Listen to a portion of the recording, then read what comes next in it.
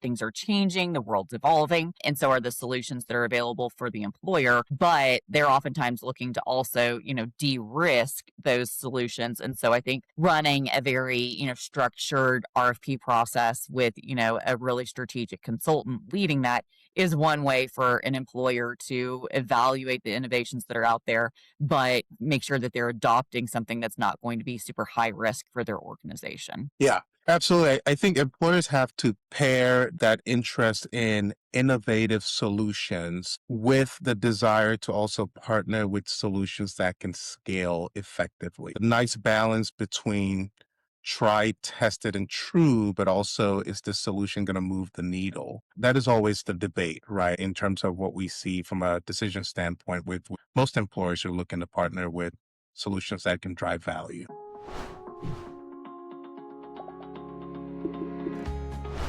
Welcome to Spark Spotlight. I'm your host, Lindsay Kratzer, CEO of Spark Health Advisors, where we help healthcare companies successfully navigate and accelerate in the employer and payer markets. On this podcast, we talk specifically about what it takes to sell into employers and health plans. I sit down with founders, executives, and industry leaders to unpack what's working, what's not, and how to win in these complex sales environments. Hello, everyone, and welcome. Today, I have Abinue Fortingo, who is a partner at Brown & Brown in their population health division. We are going to dive into a topic that I'm very familiar with and excited to talk about, which is the RFP or request for proposal process and why it's really important for any type of company that's looking to sell into the employer market, specifically the jumbo and large employer market. What we're going to talk about today is, what are best practices for how to respond, stand out, and actually win in your RFP strategy. And I'm excited that Abinue is here to talk to us about this today because he has been doing RFPs for many years and has a ton of experience really with kind of leading the charge on that for Brown & Brown. So welcome, Abinue. Lindsay, thanks for having me. A pleasure to be here. I'm really looking forward to our conversation. Awesome. Well, Abinue, would you mind starting off with just kind of giving an introduction of your background and kind of what your role is, certainly with like Brown & Brown, but more broadly within kind of the RFP landscape and why you think this is an important topic to talk about? Certainly. So I lead our population health and well-being team for a large market as part of our employee benefits consulting line of business. I've been doing this work for about 15 years now. I've been at Brown & Brown for about 4 years. So large market basically means most of the groups I support have more than 5,000 employees. And this is an important topic, Lindsay, for a few reasons. I think primarily when you look at the average employer's ecosystem of vendors or point solutions who support their benefit strategy, it's an ever increasing number, right? And I think employers are very interested in ensuring they're partnered with the right solutions that are bringing value to not only their employees, but also covered members. So the topic of RFPs and procurement activity is one that is top of mind for most employers. And certainly from a consulting perspective, I would call it a core competency of what we do and the type of work that we support our clients with. Absolutely. That makes perfect sense. So in terms of request for proposals, maybe what we could do is just start with laying the groundwork so that the audience understands, what that process typically looks like, what the role is maybe of the employer versus the consultant and what your role would be as the consultant to kind of lead those RFP processes and maybe like what's a good outcome as well for the employer. Right. So employers go out to market for several reasons, right? Sometimes it's based on the fact that there are programs or capabilities or benefits or solutions that they don't have today. So that's sort of the primary reason why they go out to market. The secondary reason could be what they have today maybe isn't working as well as they think it should.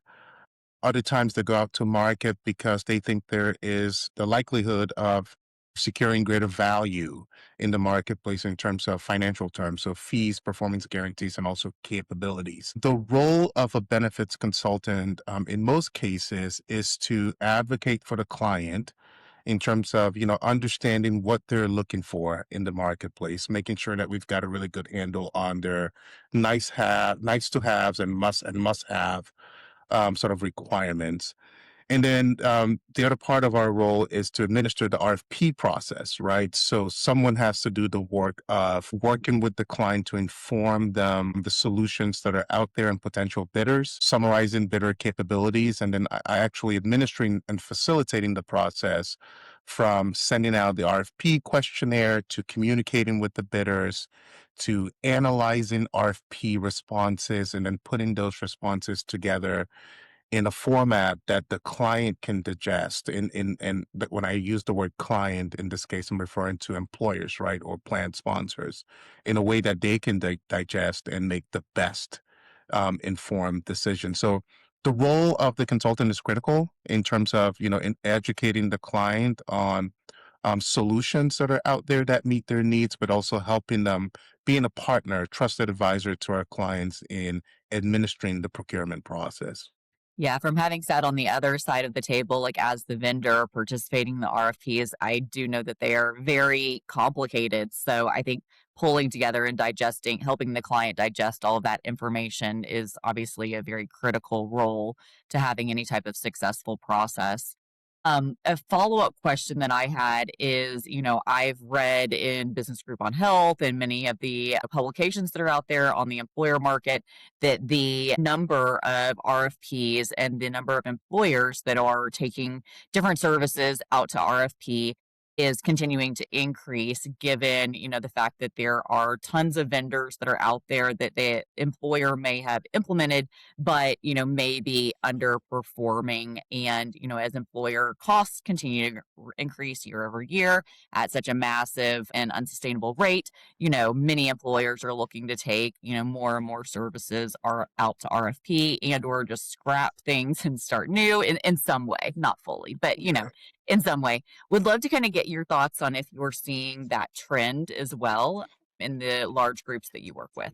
Yeah, no, absolutely. I think you mentioned some of the tailwinds that are driving the level of activity that we're seeing, right? So healthcare trend continues to rise. I think depending on the estimates or survey that you look at, somewhere between 8 to 10% medical cost trend is what most employers are facing. So that automatically, and I would argue reasonably, drives many employers and plan sponsors to assess the marketplace, right? Is there any more juice, right, left to squeeze in terms of what our vendors can deliver?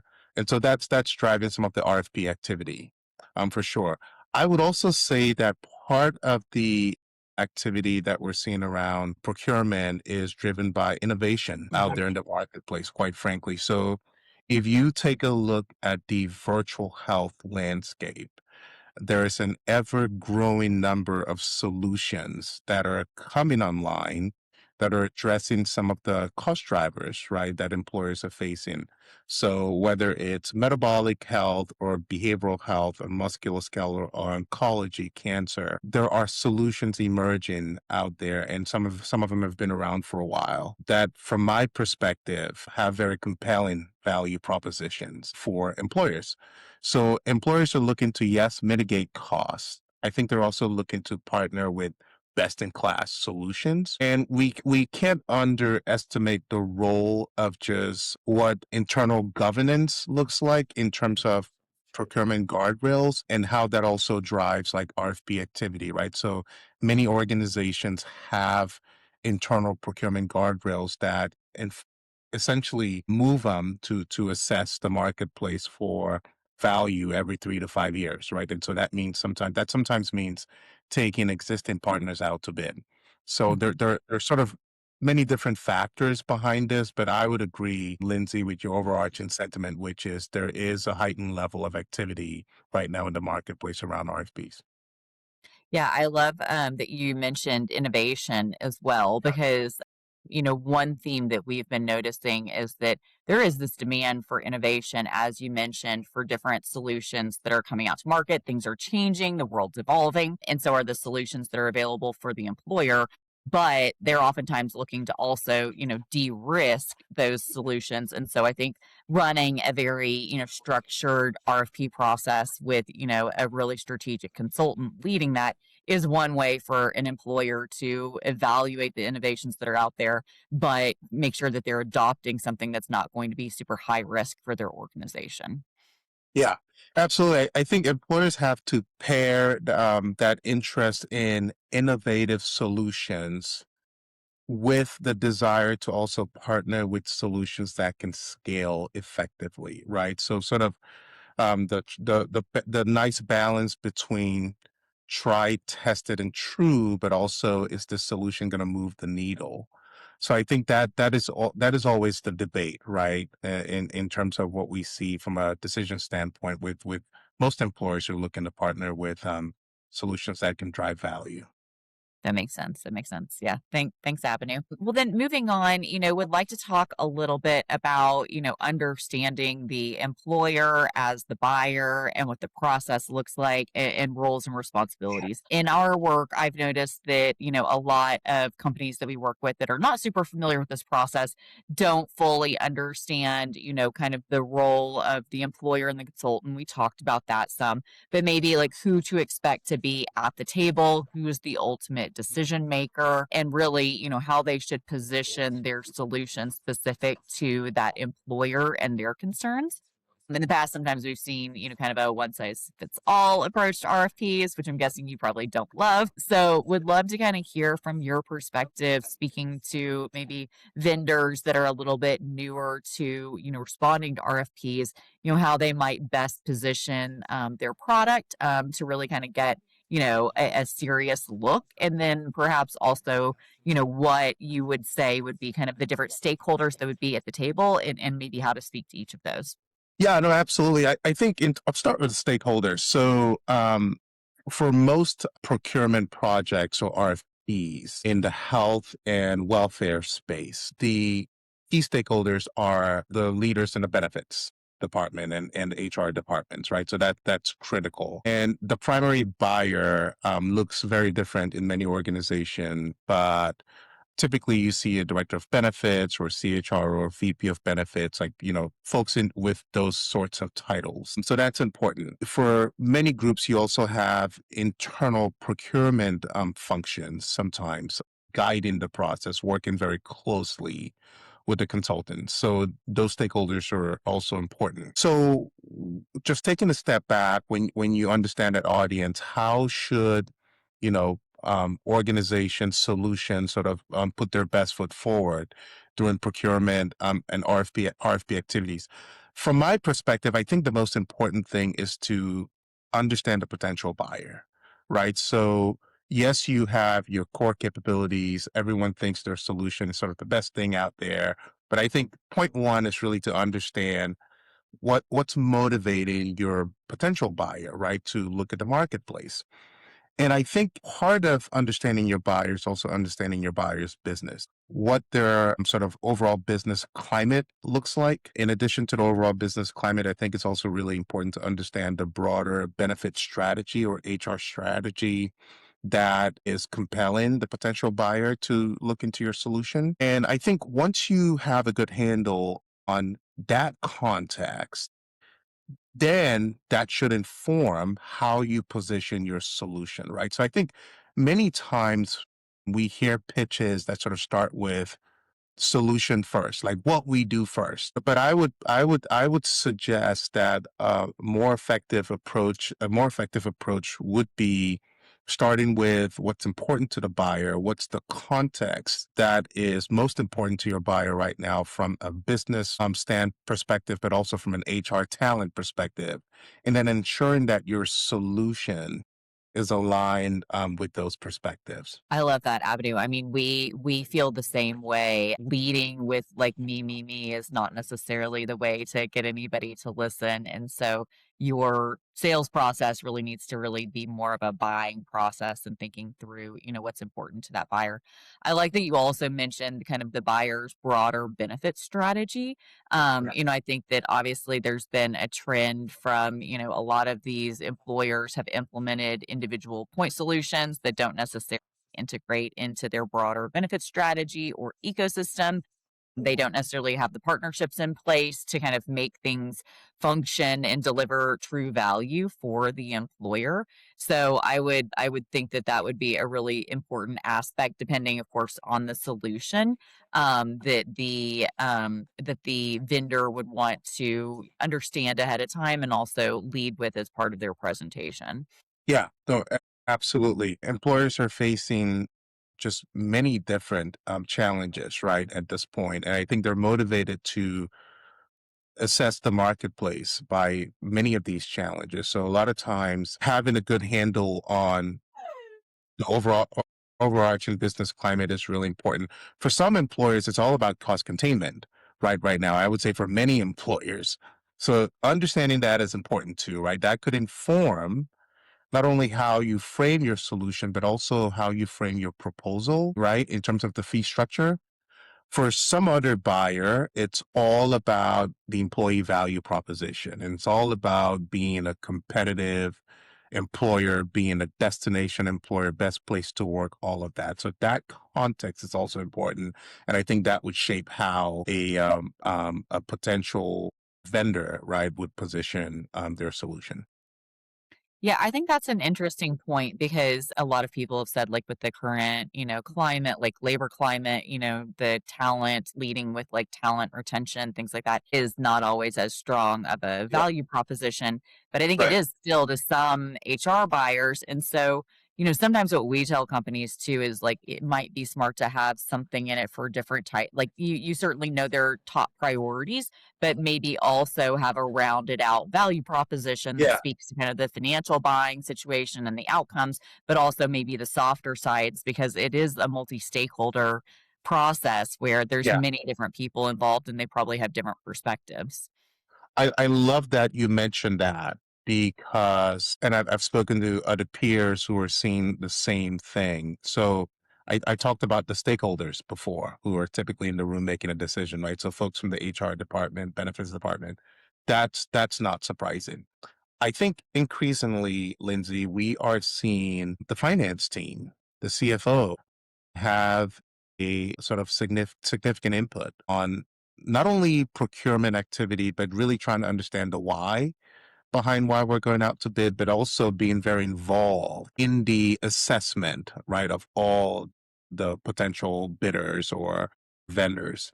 So I think the CFOs are critical stakeholders to understand as well, and to make sure that we are addressing as solutions, propose their services because we're seeing more and more involvement from CFOs. I mean, makes sense kind of given the cost trends and, Yeah. since, as you're mentioning, cost containment is one of the top concerns for virtually every employer out there at this point. To that point, I wanted to talk a little bit about case studies and references and proof points and outcomes as well. Certainly the HR buyer is looking for, those outcomes. I'm sure that's part of what they're also leaning on the consultant to Yeah. do as well, is to really vet those outcomes, kind of given that you guys have so much expertise in that area. But certainly the financial buyer, the CFO, is also going to be looking at ROI and savings claims and things along those lines. Oftentimes what we've seen is that, a lot of different companies or solutions may be going after kind of that same, 10% of spend or whatever it may be. So we'd love to kind of get your thoughts on, kind of the value of some of those savings and ROI claims, if that's something that you really focus on in the process, how you maybe think about the outcomes that different vendors are projecting, and maybe just how you kind of balance that in the decision making process. Yeah. Um, yeah. No, I typically encourage vendor partners who are in an RFP setting to lean into case studies and lean into and be forthcoming about questions, to forthcoming with responses to questions like who else have you worked with.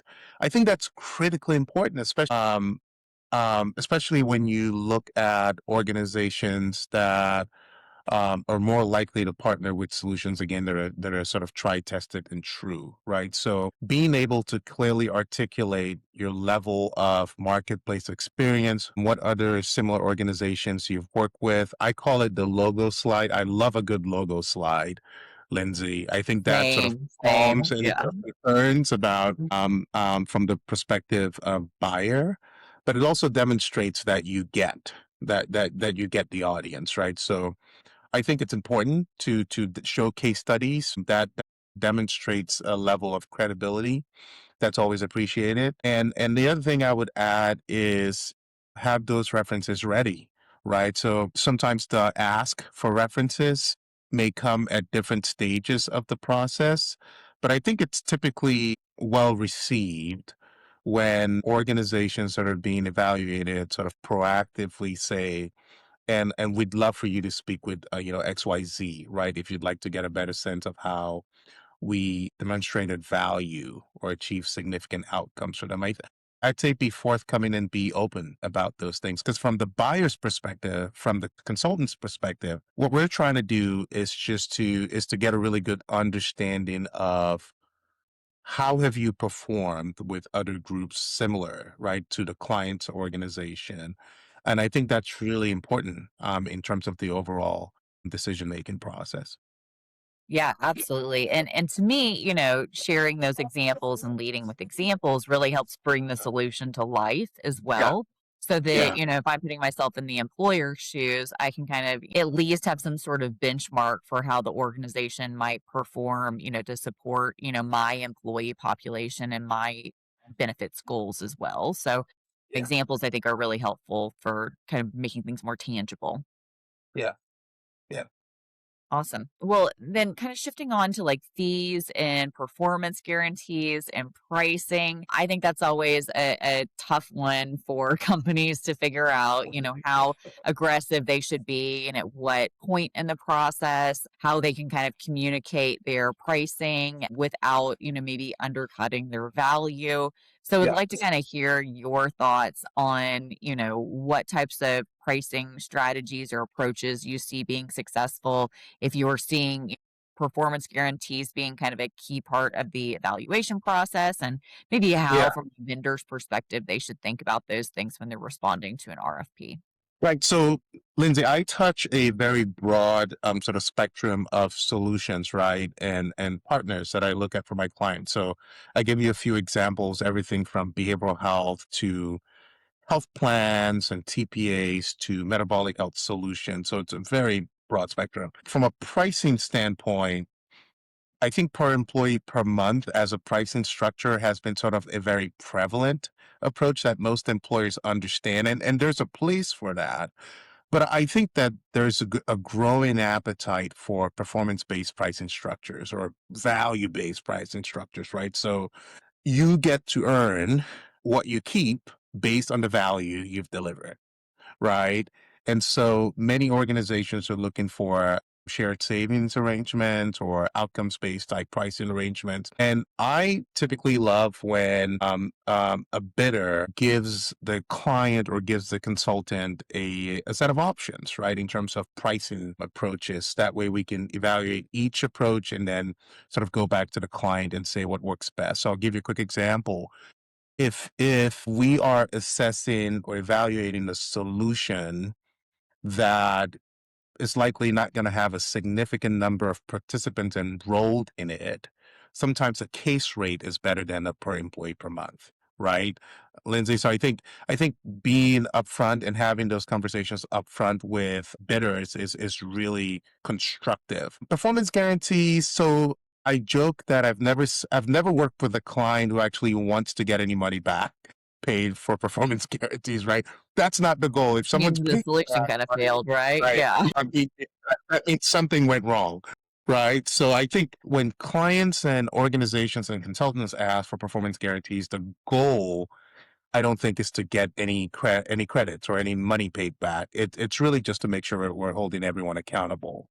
So it's not surprising, and it should be expected that organizations ask for performance guarantees tied to metrics like engagement, tied to metrics like participant satisfaction, validated clinical outcomes and lifestyle risk outcomes. And yes, cost savings, right? And cost avoidance. And whether or not that actually evolves into some sort of research-based study that assesses return on investment, like that's another question, right? But I think that, solutions in the marketplace today, just given all the external factors around cost containment, should expect the consultant and the prospective buyer to ask for performance guarantees, not just performance guarantees that are sort of run of the mill, but actually performance guarantees that have some teeth right behind them that will hold the solution accountable in terms of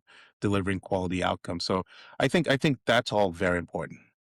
Yeah, I think that absolutely makes sense. And kind of going back to your point earlier around innovation, there's the balance between innovation and implementing something new that's hopefully going to move the needle with holding that vendor accountable as well, because I don't think the employer can really just absorb, any more vendors that are kind of underperforming, right? So there's Yeah. additional scrutiny around that. Yeah. Yeah, that makes sense. Well, kind of shifting gears then over to, finalist presentations. Would love to kind of get your thoughts on, what's a good finalist presentation? What's a poor one? Should the CEO or founder come? If they do, what's their role? I'm sure you've seen like the good, bad, and the ugly. I've been on like the other side of the table, in some of those presentations that went well and some that didn't. So would love to just hear if you have any recommendations or Yeah. pointers for our listeners. Yeah, no, I think number one, finalist presentations are great, right? In the sense that they typically happen maybe three-quarters of the way right through the process, right? And so that's a good sign, right? That things are moving along. And so I think finalist presentations are a great opportunity to emphasize the things that got you to that stage of the process, but also to address any areas where there may be doubt or concern, right? So that's sort of thing one. And so what I have seen effective solutions do during the finalist process is to get a really good handle on those different aspects, right? So what do you think we did well? What areas do you have concerns, right, about our approach, and how can we address those? I think finalist meetings are also a good sort of step in the process or good time in the process to look at your overall sort of competitiveness when it comes to your fees and your performance guarantees and to see if there's anything else that you can sort of put on the table. In terms of who attends the finalist meetings, I think, hopefully, and, solutions are getting or organizations are getting an agenda that is very clear on what the prospective buyer wants to see, but and also whom they'd like to see during the process. For my clients, I like to also leverage the finalist meetings to use that as an opportunity for them to see whom they're going to be working with. So if I'm working with a client and we are evaluating the set of bidders or solutions, I like to use the finalist meetings to invite, for example, the account management teams or the strategic account executives or the day-to-day teams who are going to be working right with the client, so the client gets a feel not only for what the solution can do, but also the competencies right of the people of the team that would be supporting them. In terms of whether or not you should invite your CEO, I'm not touching that. I'm just kidding. I think no, I kid, but I think there's a role for that, depending on the circumstances, certainly, and as long as everyone is very clear on roles and what everyone's role during the meeting, but also post meeting, right? If you win the relationship, what everyone's role is, I think that's important as well.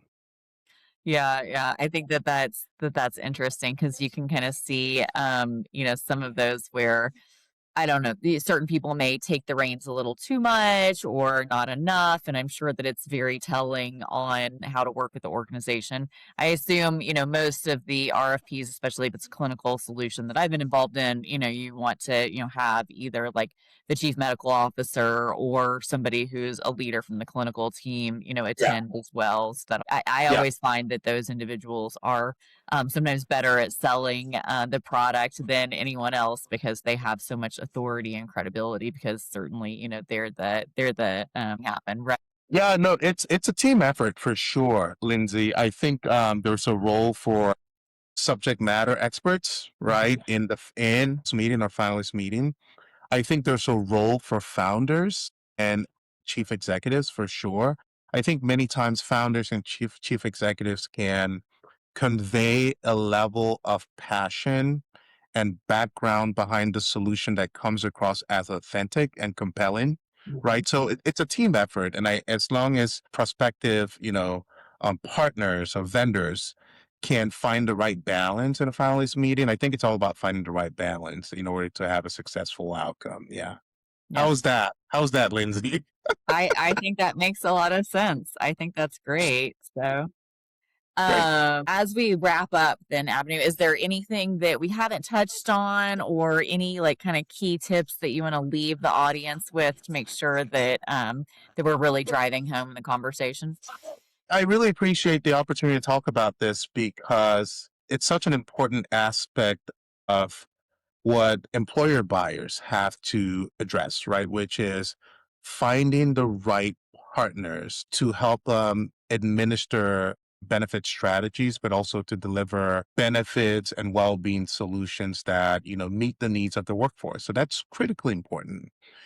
And we talked about some of the heightened activity that we are seeing, and you mentioned surveys that point to this around RFPs and procurement. And I think that's driven again by a growing employer interest in securing the most value, right, in the marketplace. So I think it's a critically important time for prospective partners and vendors to truly assess how they're showing up in the marketplace, right? Capabilities alone, right, will not sort of make the decision for the prospective buyer. I think it's a combination of, yes, having really good capabilities, but also having the right team that can support the client from a strategic perspective, but also from a day-to-day delivery perspective, and also having a potential partner that can withstand all of the changes that we're collectively facing now from a cost perspective and engagement perspective, and really moving with organizations as they grow and evolve. So it's a critically important time, and I don't think we can say enough about how important having an effective RFP procurement strategy is, particularly for digital health and virtual health and other solutions that are supporting employers today. Yeah, absolutely agree on all those points. Well, thank you so much for being on Avenue. It was a really interesting conversation. I thoroughly enjoyed it. So. Thanks, Lindsay. Really enjoyed it as well.